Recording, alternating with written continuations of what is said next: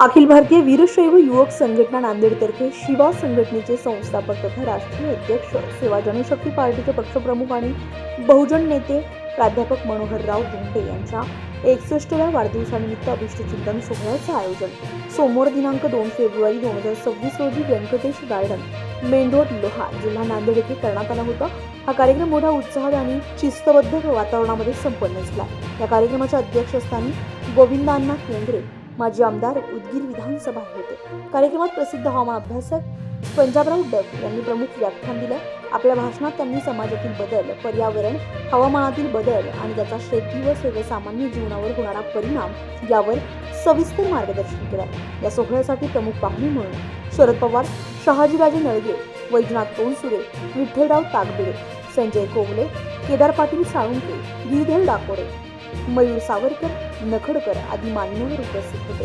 त्यावेळी विविध मान्यवरांनी प्राध्यापक मनोहरराव धोंडे यांच्या सामाजिक, शैक्षणिक आणि राजकीय कार्याचा गौरव करत त्यांना दीर्घायुष्य आणि पुढील कार्यासाठी शुभेच्छा दिल्या। समाजाच्या संघटन, प्रबोधन आणि परिवर्तनासाठी त्यांनी केलेल्या कार्याचा उपस्थितांनी गौरव केला। कार्यक्रमाचे आयोजन शुभम दोंडे, रवी होळगे, गोविंद हावळे, विश्वनाथ कोडे आणि प्रल्हाद पाटील घोळबाण यांच्या पुढाकाराने करण्यात आले। कार्यक्रमासाठी शिवा संघटना, सेवा जनशक्ती पार्टीचे पदाधिकारी, कार्यकर्ते तसेच विविध क्षेत्रातील नागरिक मोठ्या संख्येने उपस्थित होते। जनसेवा न्यूज नांदेडसाठी संपादिका सौरंजना घोळबाण, नांदेड। ज्यांचा आज वाढदिवस आहे, आदरणीय प्राध्यापक धोंडे सर, त्यांना माझ्याकडून पंजाबकडून त्यांच्या वाढदिवसानिमित्त आभारभरून ढगभरून शुभेच्छा देतो आणि उत्तर तुमची प्रगती हो अशी ईश्वराचरणी प्रार्थना करतो आणि विषय करतो।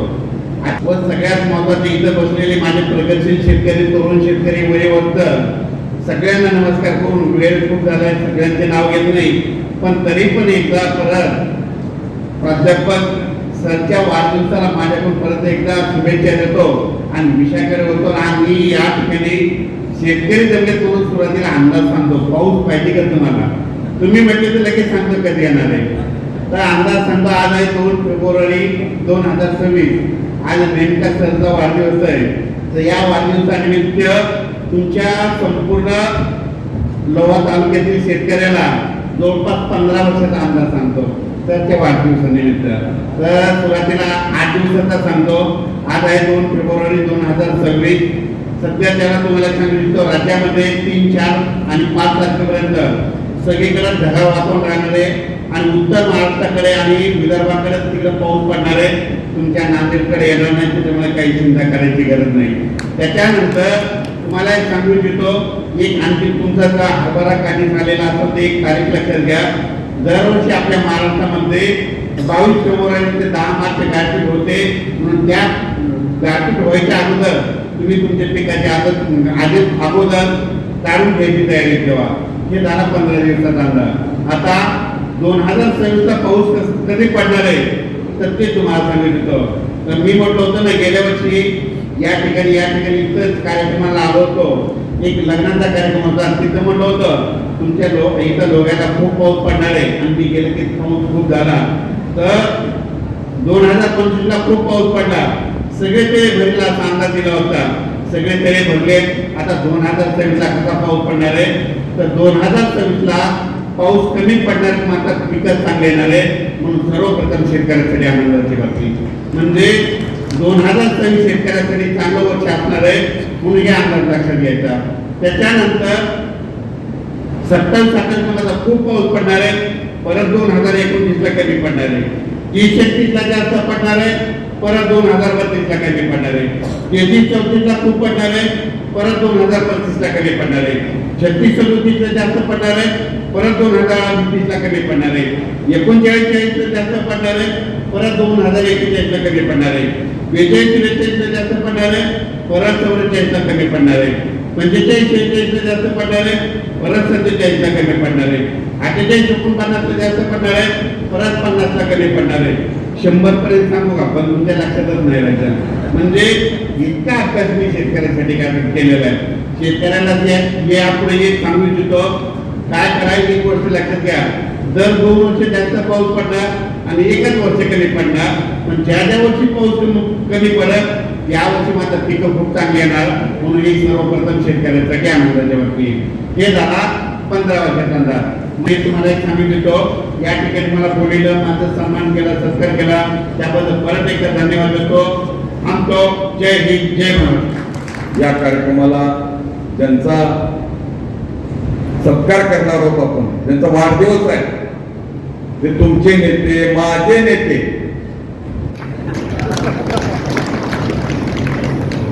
माझ्यापेक्षा लहान आहेत ते 10 वर्षांना, तरी त्यांचा मला अभिमान आहे. आणि आम्ही को-वर्कर आहोत.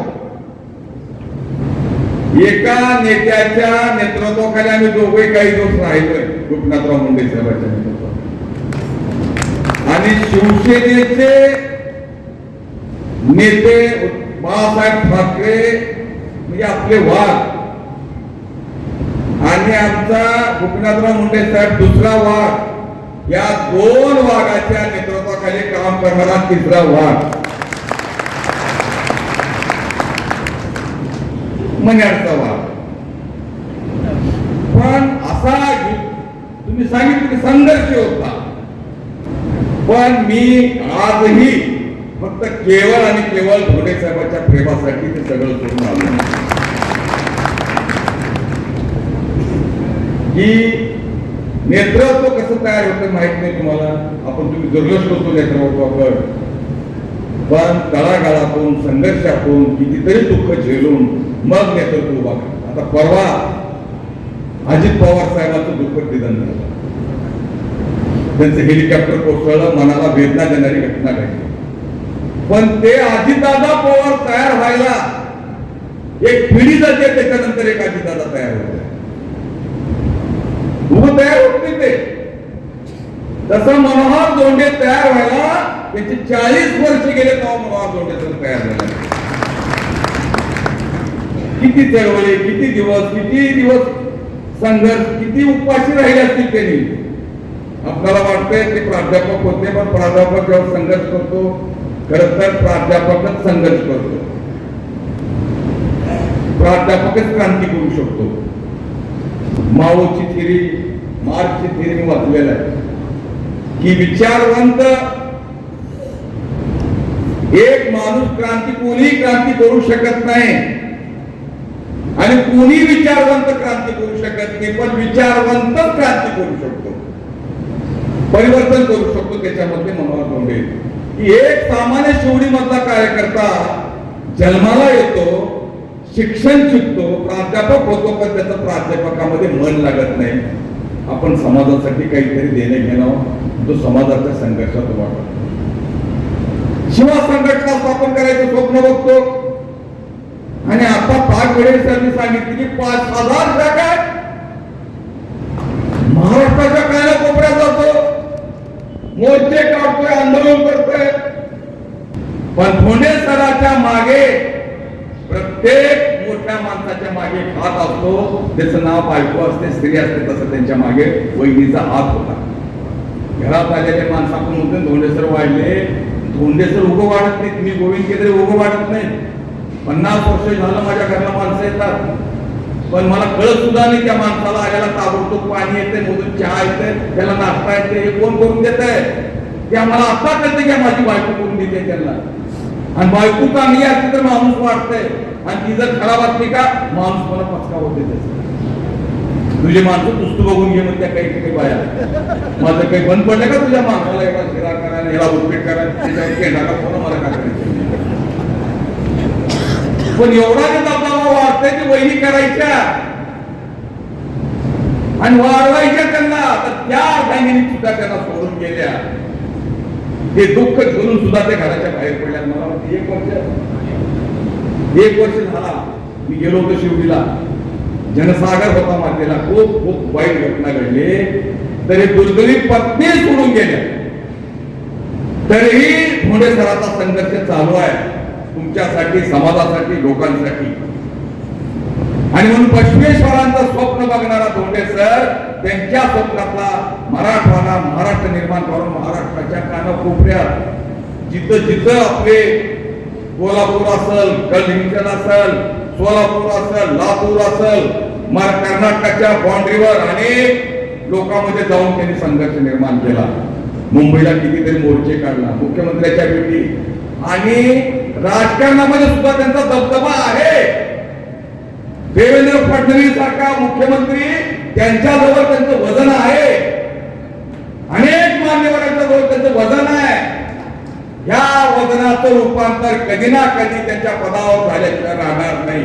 फक्त माझा एकच सल्ला आहे त्यांना, संघर्ष कधी कमी पडू देऊ नका, लोकांसाठी काम करत राहा. माझी इच्छा आहे की मी अनेक लोकांना बरोबर घेऊन मी त्यांच्या बरोबर काम केलेलं आहे. धोंडे सरांना कोणतरी म्हणून तुम्ही रागावता म्हणून कोण म्हणून हा शरद पवार म्हणले. शरद पवार सारखं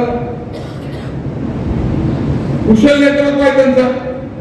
मला बसल्या बसल्या म्हणलं, पवार साहेब मी तुम्हाला बघितल्यासारखं वाटलं नाही, मी तुमच्याच पक्षात होतो म्हणले. त्याच्या आधी एका पक्षात होतो म्हणले, कुठं राजकारण निवडून आलो म्हणले. असं शिकूदा भेटेल ना.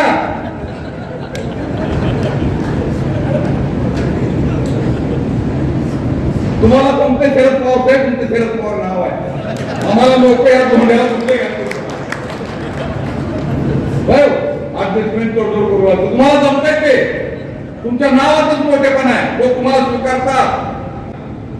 कुणाच्या ह्याच्यात न डगमगता आपलं जे एम आहे, आपलं जे स्वप्न आहे, आपलं जे विचार आहे, त्या विचाराला बांधील राहून धोंडेसर काम करत राहिले. आज त्यांचा 61वा वाढदिवस आहे. 61 वर्षाचे धोंडेसर झाले, अजून सुद्धा तीच 61 आहे. त्यांनी चेहरा बघा, बसल्याची बघा, हेच धोंडेसर आहे, कुठलाच बदल नाही. आणि म्हणून आज धोंडेसरला मी मनापासून हार्दिक शुभेच्छा. सुख, शांती, आयुष्य, समाधान सगळं मिळावं. आणि माझ्या ईश्वरा आमचं सर्वांचं, आपण सर्वांनी प्रार्थना केलं, पण सगळ्याच्या प्रार्थनेचं नाव होते पसायदान. एकट्यानं केलं विनंती राहते, सगळ्यांनी केलो पसायदान राहते, त्याच्या ताकद वेगळ्याची आहे.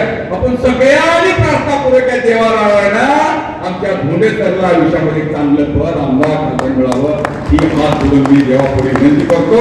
माझं लांबत असलेलं भाषण मी संपवतो, कारण मला जायचं आहे. तरी मी धोंडेसराचं भाषण ऐकल्याशिवाय जाणार नाही. त्यांना शब्द दिले. व्यासपीठावरील आणि समोर बसलेले सर्व प्रतिष्ठित नागरिक, प्रमुख पदाधिकारी, वेगवेगळ्या गावातून आलेले सरपंच, उपसरपंच, त्याचबरोबर खास करून जिल्ह्यातून आणि बाहेर जिल्ह्यातून आलेले आमचे सर्व समग्र शिक्षा कंत्राटी कर्मचारी बांधव भगिनी,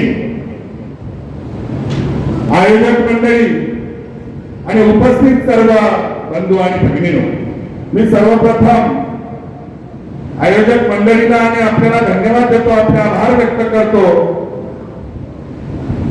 सातत्याने दरवर्षी अशा प्रकारचा भव्य कार्यक्रम या ठिकाणी आपण माझ्यासारख्या कार्यकर्त्याच्या वाढदिवसाला आयोजित करता आहात, ते मी स्वतःचं भाग्य समजतो.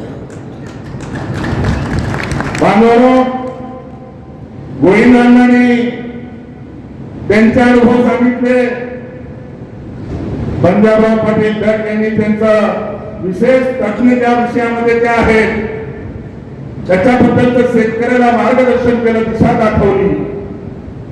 आणि वाढदिवसाच्या निमित्तानं अशा प्रकारचं दिशादर्शक काम, रचनात्मक काम, शेतकऱ्यांना दिशा मिळावी, मार्गदर्शन व्हावं, यासाठी व्यासपीठावर अशा प्रकारची वक्ते बोलवणं ही गेली काही वर्षाची तुम्ही परंपरा निर्माण केली. मी काही नेता नाही, मी एक चळवळीतला कार्यकर्ता. 61वा वाढदिवस साजरा करताना मी आपल्याला सांगितलं पाहिजे, गोविंदांनी म्हणल्याप्रमाणे गेली 40 वर्ष मी चळवळीमध्ये काम करणारा कार्यकर्ता. कधी विचाराला मोड घातली नाही, तत्व सोडले नाही, निष्ठा बदलली नाही, परंतु कडवटपणे विचाराचे मावळे माझ्या सोबत खांद्याला खांदा लावून महाराष्ट्रभर, महाराष्ट्राच्या बाहेर काम करतायत, त्यांच्या बरोबर आजही मला आमदार, खासदार, मंत्रीपद सुद्धा छोटं वाटतं. साधिका ताकदीसाठी त्यांचं मत व्यक्त केलं असेल, भावना व्यक्त केली असेल, परंतु बालवानो 40 वर्ष मनोज धोंडेंनी कधीही डाग लागू दिला, विचार बदलला नाही. पद, पैसा, प्रतिष्ठा याला महत्व कधी दिलं नाही, पण तत्व, विचार आणि निष्ठा, नीतिमत्ता कधी सोडली. आणि म्हणून कदाचित कार्यकर्त्यांची भावना साहजिक आहे, निवडणूक लढवली त्यामुळे मी आमदार व्हावं, वाढदिवसाच्या निमित्तानं शुभेच्छा देणं काही चुकीचं नाही. परंतु मनोज धोंडे 40 वर्ष आमदारकीसाठी काम करत नाही, आणि जर कदाचित आमदारकीसाठी काम करणारा मनोज धोंडे असता तर गोयनाला आपल्याला आठवण देईल 1999 मी 1987 ला भारतीय विद्यार्थी सेनेचा मराठवाड्याचा प्रमुख आहे. 1995 ला शिवसेना प्रमुख आदरणीय बाळासाहेब ठाकरे यांनी मला मराठवाडा पदवीधर मतदारसंघाची उमेदवारी दिली. आणि त्यानंतर जेव्हा 99 ला पोटनिवडणूक आली, जयसिंग काका गायकवाड खासदार झाले, केंद्रामध्ये अटलजींच्या मंत्रिमंडळामध्ये केंद्रीय राज्यमंत्री झाले, आणि त्याच्यानंतर पुन्हा पदवीधर मतदारसंघाची पोटनिवडणूक लागली. आणि पोटनिवडणूक लागल्याच्या नंतर सगळा इतिहास सांगत बसत नाही, पुन्हा निवडणूक जाहीर झाली आणि मनोहर धोंडे पुन्हा शिवसेनेचा उमेदवार झाला. माझे आई वडील साधी सही सुद्धा येत नाही, शाळेत पहिलीला सुद्धा गेलेले नाही. मी शेतकरी कुटुंबात जन्माला आलो, बहुजन कुटुंबात जन्माला आलो, परंतु आम्ही कधीही निष्ठा बदलली नाही. 1999 ला आदरणीय गोपीनाथरावजी मुंडे साहेब महाराष्ट्र राज्याचे उपमुख्यमंत्री होते. जाहीरपणे मी तुम्ही आतून पहिल्यांदा सांगतो, शिवसेना प्रमुख आदरणीय बाळासाहेब ठाकरेंनी मला उमेदवारी दिली. मी मराठवाडा पदवीधर मतदारसंघाचा शिवसेनेचा उमेदवार झालो आणि निवडणुकीचा उमेदवारी अर्ज भरला. भारतीय जनता पार्टीकडून श्रीकांत जोशीचा उमेदवारी अर्ज भरला आणि आदरणीय गोपीनाथराव मुंडे साहेब छत्रपती संभाजीनगरला सुभेदारी गेस्ट हाऊस सोडून रात्री 12:30 वाजता ड्रायव्हर आणि मुंडे साहेब दोघच जण माझ्याकडे घरी आले आणि मला मुंडे साहेबांनी सांगितलं, मनोहर संघर्ष किती करतो, तुझ्यासारखा उच्च शिक्षित संघटक असलेला चेहरा हा माझ्यासोबत पाहिजे आणि मला मुंडे आणि धोंडे सोबत पाहिजे. तू फक्त भरलेला उमेदवारी अर्ज उद्या 3 वाजेपर्यंतची वेळ उचलून घे, तुला मराठवाडा वैधानिक विकास महामंडळाचा अध्यक्ष, राज्यमंत्र्याचा दर्जा आणि भारतीय जनता पार्टीचं महाराष्ट्राचं उपाध्यक्ष पद देतो. मला गोपीनाथराव मुंडे साहेब जास्त प्रेम करायला लागले त्याचं उदाहरण द्यायला. मी मुंडे साहेबांना नम्रपणे सांगितलं, साहेब मी शिवसैनिक आहे, इकडे पक्षामध्ये शिवसैनिक आहे, मला शिवसेनेमध्ये सुद्धा हा मुंडे सैनिक म्हणायचे. आणि आदरणीय गोपीनाथ मुंडे साहेबांना मी सांगितलं की ही गोष्ट साहेब मला सांगण्याची आवश्यकता नाही, मला कुठलंही पद नको, मला मातोश्रीचा बाळासाहेबांचा आदेश आला तर एका क्षणात उमेदवारी मागितली. माझी पत्नी बीड जिल्ह्यातली केज तालुक्यातली आहे आणि तिच्या आजोबा आणि मुंडे साहेबांचा फार जवळचा संबंध होता. मुंडे साहेबांनी माझ्या पत्नीला सांगितलं, ती म्हणाली माझं कधीच ऐकत नाही. आणि मग शेवटी मी ऐकत नाही, मी त्यांना एकच सांगितलं, तुम्ही बहुजन नेते म्हणून, महायुतीचे नेते म्हणून मला बाकी काही सांगा, पण शिवसेनेचा उमेदवारी अर्ज हा आदरणीय बाळासाहेब ठाकरेंचा आदेश आल्याशिवाय मी उचलू शकत नाही. मला कुठलंच पद नको. आणि त्याच्यानंतर मुंडे साहेब मुंबईला गेले, मातोश्रीवर गेले. बाळासाहेबांना बोलून त्यांनी युती केली. शिक्षक मतदारसंघ शिवसेनेला आणि पदवीधर मतदारसंघ भाजपला अशी युती केली.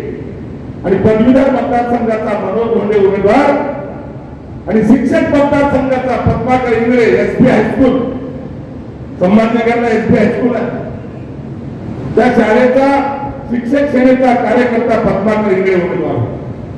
आणि युती झाली. आणि मातोश्रीवरून मला 2 वाजता फोन आला की उमेदवारी मागली. विचारा श्रीकांत जोशीला, विवेक देशपांडे, श्रीकांत जोशी आणि जवळपास 50 कार्यकर्ते माझ्या घरावर आले. बांधवली त्यांना न सांगता मोटरसायकलला किक मारून आयुक्त कार्यालयात गेलो आणि उमेदवारी अर्ज मागवले.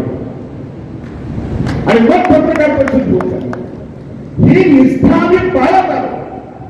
त्याच्यानंतर श्रीकांत जोशीच्या प्रचाराला मी पाशा पटेल मुंडे साहेबांच्या गाडीत असतो. अनेकदा मुंडे साहेब म्हणायचे, पाशा मनोज धोंडे सारखे कट्टर शिवसैनिक आहेत म्हणून बाळासाहेब आहे. आणि तेव्हापासून मुंडे साहेब मला लहान भावासारखं प्रेम दिले. मी 1999 ची घटना सांगितली.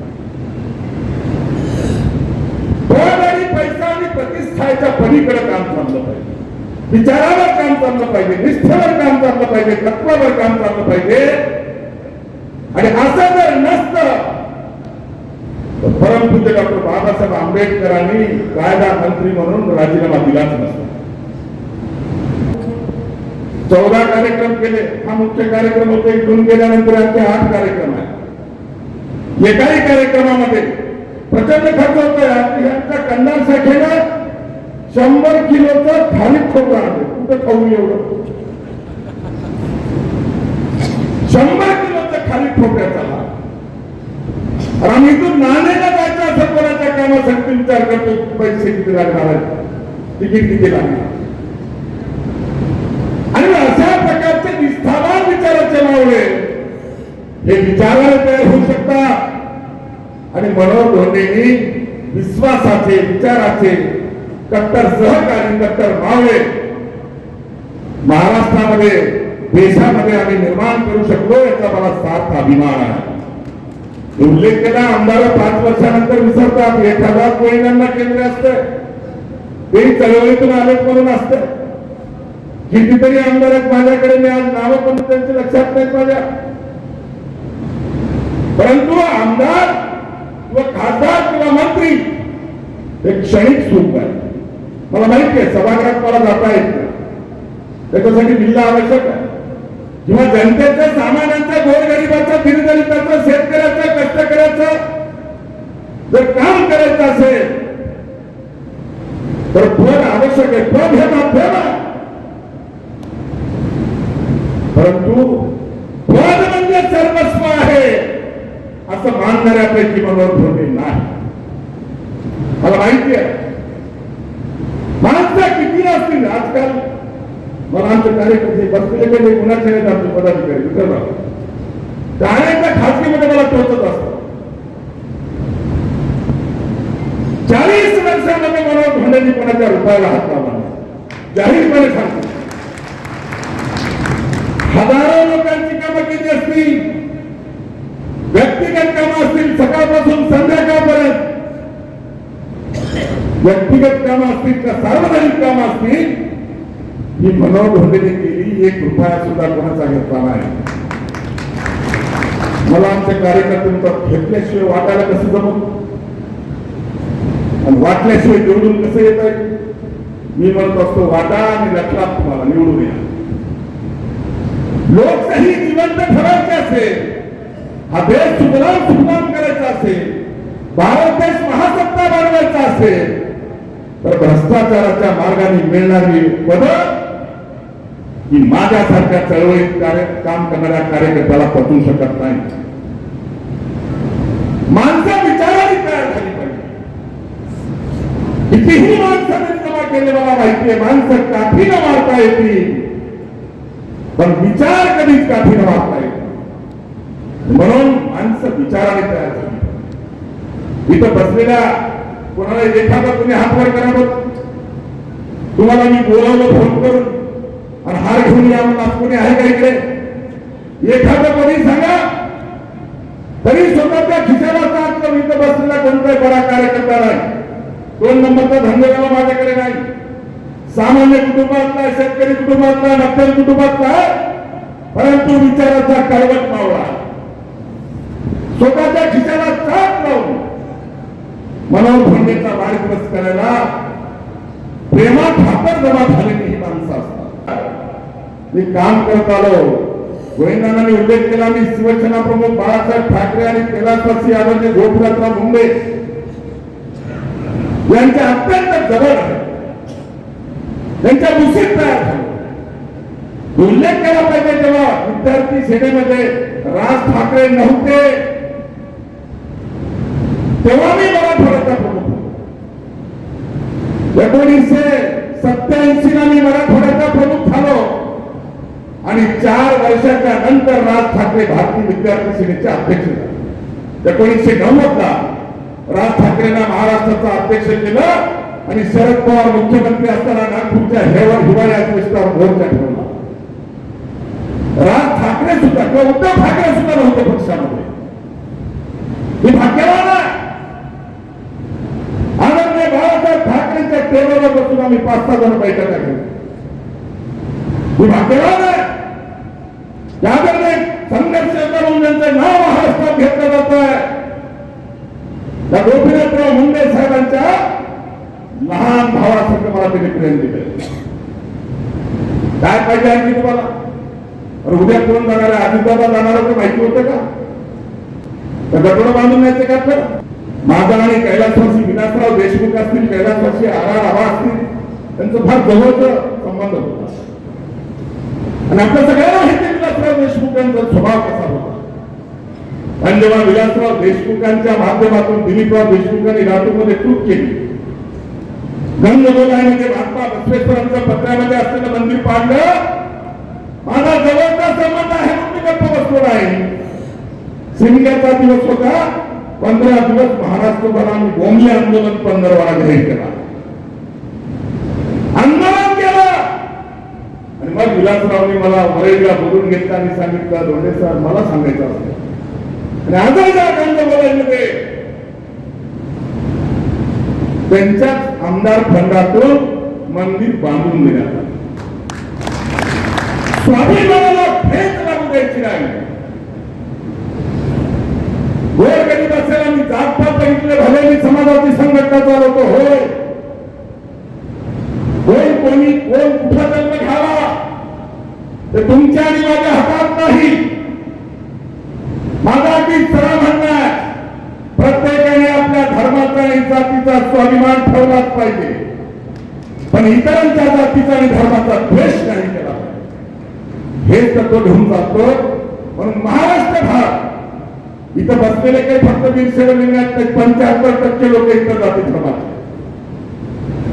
आणि मग जात आणि धर्म हा आमच्या आड कधीच आला नाही. आम्ही पारदर्शी वागलो. कधी कोणाची जात विचारली नाही. माझं या लोहा आणि कंधार तालुक्यात मी 2009 ला विधानसभा लढवली. तेव्हापासून दोन्ही तालुक्यावर माझं संपर्क कार्यालय आहे. जो कोणी गोरगरीब, अण्णांना, शेतकरी, कष्टकरी, दिनदलित कोणी असेल,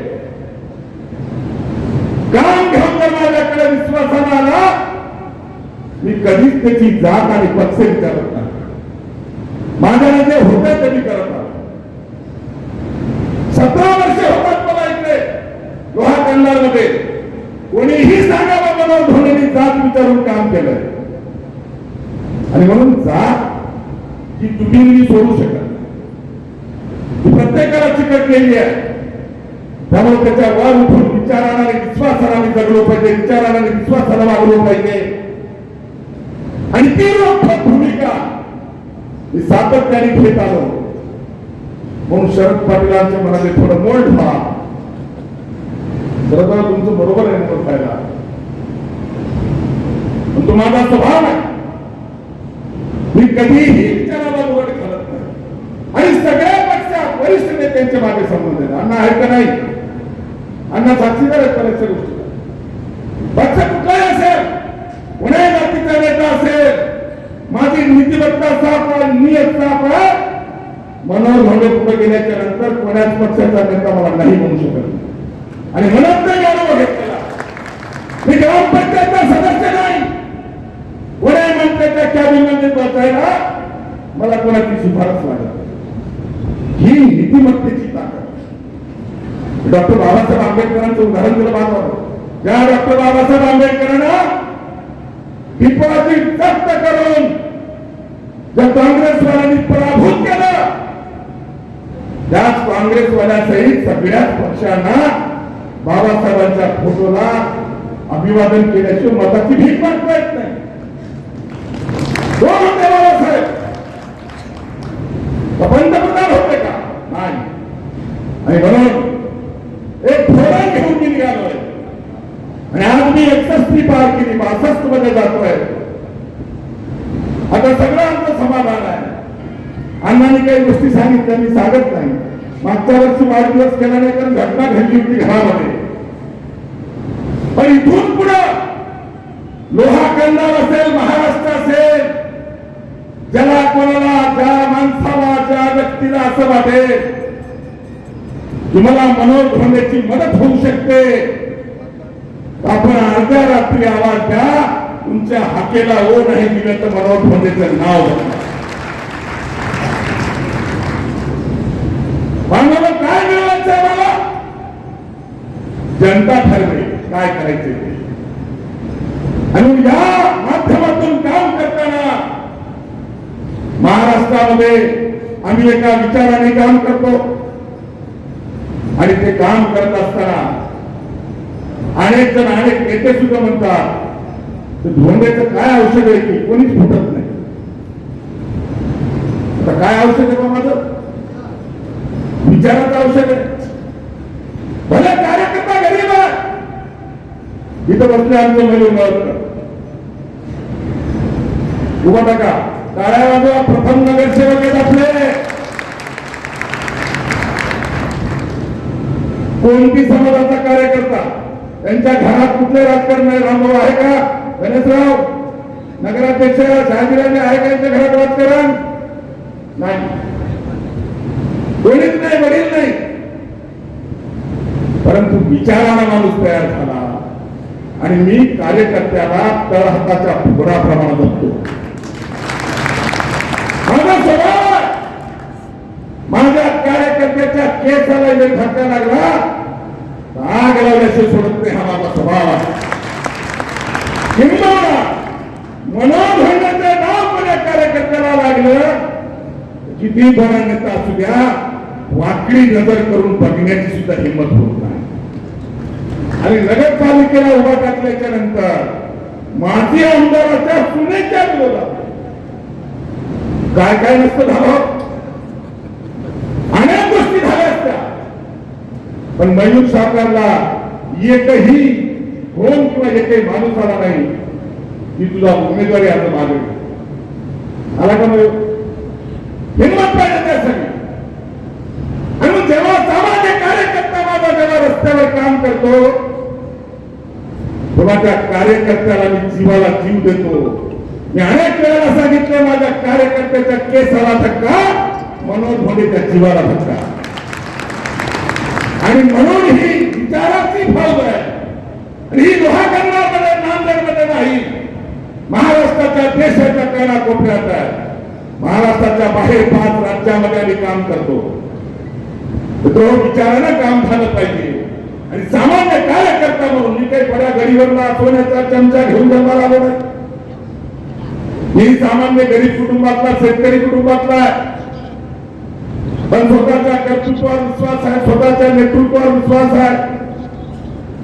म्हणून आम्ही कोणाला घाबरलो नाही. घाबरायचं नाही हे आम्हाला पहिल्यांदा कोणी शिकवलं असेल तर ते आदरणीय बाळासाहेब ठाकरेंनी शिकवलं. म्हणून माझं मी तुम्हाला सांगेन, म्हणून धोंड्यावर विश्वास ठेवून चालणारे तुम्ही जे जे कोणी आहात तर सगळ्यांना माहिती आहे. लोहा कंगल्यामध्ये माहिती आहे 17 वर्षामध्ये एखादी घटना जर माझ्या कार्यकर्त्याबद्दल घडली, मी मागचा पुढचा विचार करत नाही, मी कोण राष्ट्रीय अध्यक्ष आहे विसरून जातो. आणि म्हणून माणसं विचाराने काम करतात, म्हणून माणसं जीवापाड प्रेम करतात, म्हणून माणसं स्वतःच्या खिशाला ऐकत नसताना शाख लावतात आणि सामान्य कार्यकर्ता असलेल्या मनोज धोंडेच्या वाढदिवसाला आपल्या खिशातले पैसे खर्चून येतात. मी मागच्या वाढदिवसाला सांगितलं होतं, एवढे वाढदिवस होताना मी कोणालाच काही देऊ शकत नाही, आता आरातच नाही तर पहिल्याच कुठले त्याचा प्रश्नच येत नाही. परंतु तरीही माणसं जीवापाड प्रेम करतात, कारण आम्ही सुद्धा त्यांच्यावर जीवापाड प्रेम करतो. म्हणून ही खट्ट मूठ बांधलेली आहे, ही विचाराची मूठ आहे, ही भविष्यामध्ये आपल्याला पुढे घेऊन जायची आहे. पांडव मनोज धोंडे आमदार नाही झाला तरी चालेल, पण माझा सामान्य कार्यकर्ता पुढे आला पाहिजे, माझा समाज पुढे गेला पाहिजे, माझा समाज स्वाभिमानाने जगला पाहिजे, वागला पाहिजे, ही आमची भूमिका. काम कोण आणतंय आम्ही विचारत नाही, मी माझ्या तोंडाला सांगायची गरज नाही. आज खरं तर अनेक अन्यायग्रस्त माणसं राज्यामध्ये आहेत. त्याचा उल्लेख व्यासपीठात झाला समग्र शिक्षा कर्मचाऱ्यांचा. अनेक आमचे बंधू भगिनी या ठिकाणी उपस्थित आहेत. जे काही समग्रच्या कर्मचाऱ्यांनी सांगावं, मी कोणाला या म्हणलंय, एखादं कोणी हात वर करून सांगा.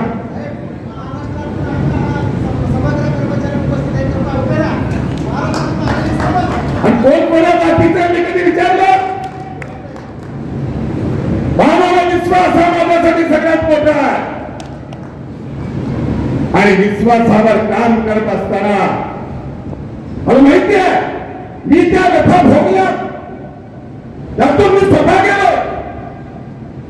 त्यामुळे काय व्यथा असतात ते मला वेगळं सांगण्याची आवश्यकता नाही. आम्ही जे जे काम करताना कुठली अपेक्षा न करता निरपेक्ष भावनेने अण्णांनी डिझेलचा विचार मांडलाय तर खरं आहे, सोपं नाही. बोलणं सोपं आहे, पण करणं सोपं आहे का? नाही. मी जाहीरपणे सांगतो, मी जेव्हापासून चळवळीत काम करतो, माझी आता ही 8वी गाडी आहे. माझ्या सगळ्या गाड्यांचं मीटर हे 30 लाख किलोमीटर झालं. रेल्वेचं विमानाचं सोडून 30 लाख किलोमीटर मी रोडला फिरलोय. कोणी उठून सांगावं मला धोंडे जिल्हा रुपाला? कोणीही. आम्ही घाबरत नाही, भीत नाही, वाटत नाही, चुकत नाही. त्याचं मूळ इथं आहे. आम्ही शर्मिंदच नाही कोणाचं घ्यायचं कोणाच्या बाबा. आणि म्हणून माझी आपल्याला हात जोडून विनंती बांधवलं, विचारानं माणसं आपण काम करत असताना एवढं प्रेम तुम्ही माझ्यासारख्या कार्यकर्त्याला दिलंय. त्यामुळे 61 साजरी करताना उरलेलं आयुष्य जे गोरगरीब, दीनदलित, विस्थापित त्यांचं कोणीच नाही अशांनी अर्ध्या रात्री मनोज धोंडेला आवाज द्यावा. माझं आयुष्य मी तुम्हाला पूर्णपणे समर्पित करणार.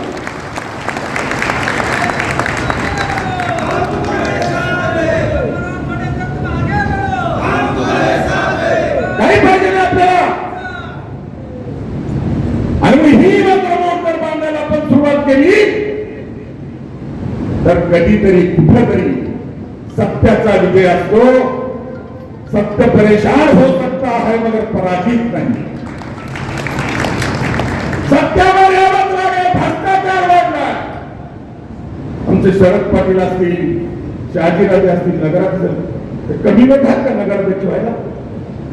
शरद पाटील नगराध्यक्ष झाले लोक तुम्हाला म्हणाले नगर किती कष्ट करायला लागले. कमी वेळ आहे काय दुकाना लोकशाहीचं. आणि आज परिस्थिती अशी आहे, ज्या डॉक्टर बाबासाहेब आंबेडकरांनी आम्हाला भारतीय राज्य घटना दिली कशासाठी? मताचा अधिकार दिला कशासाठी? गरीबातला गरीब माणूस हा सत्तेचा वाटेकरी झाला पाहिजे. कुठं चाललो आम्ही आज? छातीवर हात ठेवून सांगा, कोणता गरीब माणूस नगरसेवकाला उभा टाकू शकतो, नगराध्यक्षाला उभा टाकू शकतो, पंचायत समितीला उभा टाकू शकतो, जिल्हा परिषदला. आमदार तर फार लांबची गोष्ट. अरे गरीब माणूस निवडणूक लढवायला घाबरतोय. आयुष्यभर चळवळीत काम करणारी माणसं सुद्धा या राज्यातल्या देशातल्या चळवळी मारून टाकल्या. भांडवलचा इकडे देश चाललाय आणि अशा परिस्थितीमध्ये हातपात होऊन चालणार नाही. भले पूर्ण समुद्र भ्रष्टाचाराने गढूळ झाला तरी पण नितळी नावाचा एक प्राणी असतो, पाण्यामध्ये फिरतो. नितळी पंजाबराव पाणी नितळ करीत. तिला वाटतंय का माझ्याने सगळा समुद्र नितळ होणार आहे? नाही. पण तरी ती थांबते का? ती तिचं काम करते. समुद्र गढूळ झालेला असला तरीही ते पाणी नितळ करायचा प्रयत्न करते. जंगलाला आग लागली, आग लावणारा कोण आहे माहिती नाही, पण चिमणी चोचीत पाणी घेऊन विसरायचा प्रयत्न करते. वाघासारखे प्राणी तिला हसतात, तुझ्या चोचीतल्या पाण्याने काय आग विसरणार आहे? मित्र चिमणी म्हणते जेव्हा इतिहास लिहिला जाईल तेव्हा त्या इतिहासामध्ये डोंगराला किंवा जंगलाला आग लावण्याच्या यादीत नाही तर विजवण्याच्या यादीत माझं नाव असेल. आणि म्हणून म्हणत कोणी नसेल, परंतु वर्षानुवर्ष आज 31 वर्ष झाले, 40 वर्ष झाले, जी माणसं माझ्यासोबत आहे ती कधीही दूर गेलेली नाही, जाणार पण नाही. कारण स्वार्थच नाही. वाटण्या करायची वेळ आली की वांगे होतात, माणसं दूर जातात. आमचं काय अंगावरचे कपडे घेऊन निघाले का सारखं सगळं. त्याच्यामुळे तुम्हाला आणि मला भविष्याची दिशा ठरवायची आहे. त्या देशातला भ्रष्टाचार संपवायचा असेल, मला माहिती आहे मला सगळं बिघडलंय, सामान्य माणसं काही विचार करू शकत नाही. हे जरी असलं मी विश्वासाने सांगेल एक दिवस तो नक्की येईल ज्या दिवशी सगळ्यांना मुळावर यावं लागेल आणि कर्तृत्ववान, चारित्र्यवान, चळवळीत काम करणारे, समाजाचं हित बघणारे जे कोणी गरीब असतील, भले पैसे न वाटणारे असतील, त्यांना मतदान करून निवडून दिल्याशिवाय त्या दिवसाची वाट बघू आपण. आणि म्हणून मी आपल्याला नम्रपूर्वक या ठिकाणी माझी भूमिका मुद्दाम सांगितली. ताकभिडेसर कलाकार माणूस छेडल्याशिवाय, कारण आमच्या पक्षाचे प्रदेश प्रवक्ते, सेवा जनशक्ती पार्टी हा पक्ष भरकटलेल्या भ्रष्टाचारी राजकारणामध्ये नीतीचं काम करणार आहे.